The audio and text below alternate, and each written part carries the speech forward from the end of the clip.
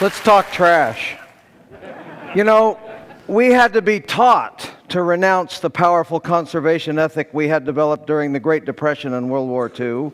After the war, we needed to direct our enormous production capacity toward creation of products for peacetime. Life magazine helped in this effort by announcing the introduction of throwaways that would liberate the housewife from the drudgery of doing dishes. Mental note to the liberators: throwaway plastics take a lot of space and don't biodegrade. Only we humans make waste that nature can't digest. Plastics are also hard to recycle. A teacher told me how to express the under 5% of total plastics recovered in our waste stream. It's diddly point squat. That's the percentage we recycle. Now, melting point has a lot to do with this. Plastic is not purified by the remelting process like glass and metal. It begins to melt below the boiling point of water and does not drive off oily contaminants, for which it is a sponge. Half of each year's 100 billion pounds of thermoplastic pellets will be made into fast-track trash. A large, unruly fraction of our trash will flow down rivers to the sea. Here is the accumulation at Ballona Creek next to the LA airport, and here is the flotsam near California State University Long Beach and the desal plant we visited yesterday.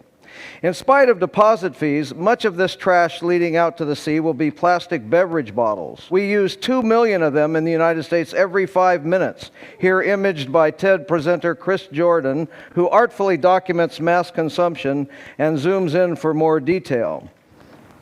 Here is a remote island repository for bottles off the coast of Baja California. Isla San Roque is an uninhabited bird rookery off Baja's sparsely populated central coast. Notice that the bottles here have caps on them. Bottles made of polyethylene terephthalate, PET, will sink in seawater and not make it this far from civilization. Also, the caps are produced in separate factories from a different plastic, polypropylene. They will float in seawater, but unfortunately do not get recycled under the bottle bills. Let's trace the journey of the millions of caps that make it to sea solo. After a year, the ones from Japan are heading straight across the Pacific, while ours get caught in the California current and first head down to the latitude of Cabo San Lucas. After 10 years, a lot of the Japanese caps are in what we call the Eastern Garbage Patch, while ours litter the Philippines. After 20 years, we see emerging the debris accumulation zone of the North Pacific Gyre. It so happens that millions of albatross nesting on Kure and Midway atolls in the Northwest Hawaiian Islands National Monument forage here and scavenge whatever they can find for regurgitation to their chicks. A 4-month-old Laysan albatross chick died with this in its stomach. Hundreds of thousands of the goose-sized chicks are dying, with stomachs full of bottle caps and other rubbish, like cigarette lighters. But mostly bottle caps. Sadly, their parents mistake bottle caps for food tossing about in the ocean surface. The retainer rings for the caps also have consequences for aquatic animals. This is Mae West, still alive at a zookeeper's home in New Orleans. I wanted to see what my hometown of Long Beach was contributing to the problem, so on Coastal Cleanup Day in 2005, I went to the Long Beach Peninsula at the east end of our Long Beach. We cleaned up the swaths of beach shown. I offered 5 cents each for bottle caps. I got plenty of takers. Here are the 1,100 bottle caps they collected. I thought I would spend $20 that day. I ended up spending nearly 60. I separated them by color and put them on display the next Earth Day at Cabrillo Marine Aquarium in San Pedro. Governor Schwarzenegger and his wife Maria stopped by to discuss the display. In spite of my girly man hat, crocheted from plastic shopping bags, they shook my hand. I showed him and Maria a zooplankton trawl from the Gyre north of Hawaii with more plastic than plankton.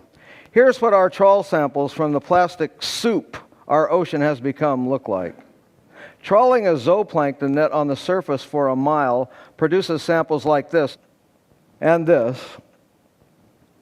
Now, when the debris washes up on the beaches of Hawaii, it looks like this. And this particular beach is Kailua Beach, the beach where our president and his family vacationed before moving to Washington. Now, how do we analyze samples like this one that contain more plastic than plankton? We sort the plastic fragments into different size classes from 5 millimeters to 1/3 of a millimeter. Small bits of plastic concentrate persistent organic pollutants up to 1 million times their levels in the surrounding seawater. We wanted to see if the most common fish in the deep ocean at the base of the food chain was ingesting these poison pills. We did hundreds of necropsies, and over 1/3 had polluted plastic fragments in their stomachs. The record holder, only 2.5 inches long, had 84 pieces in its tiny stomach.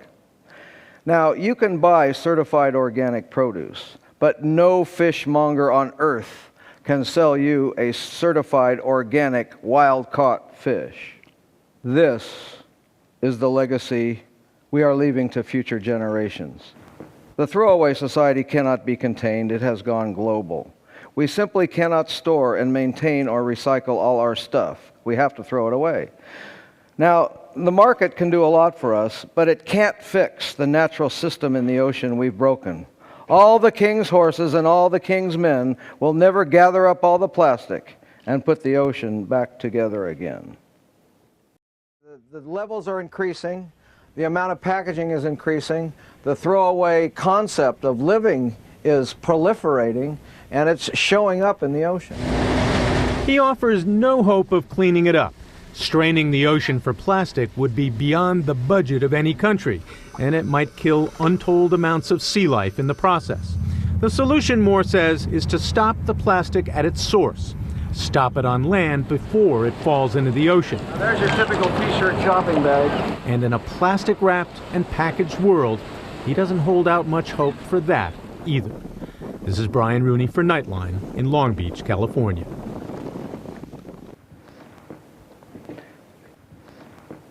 Thank you.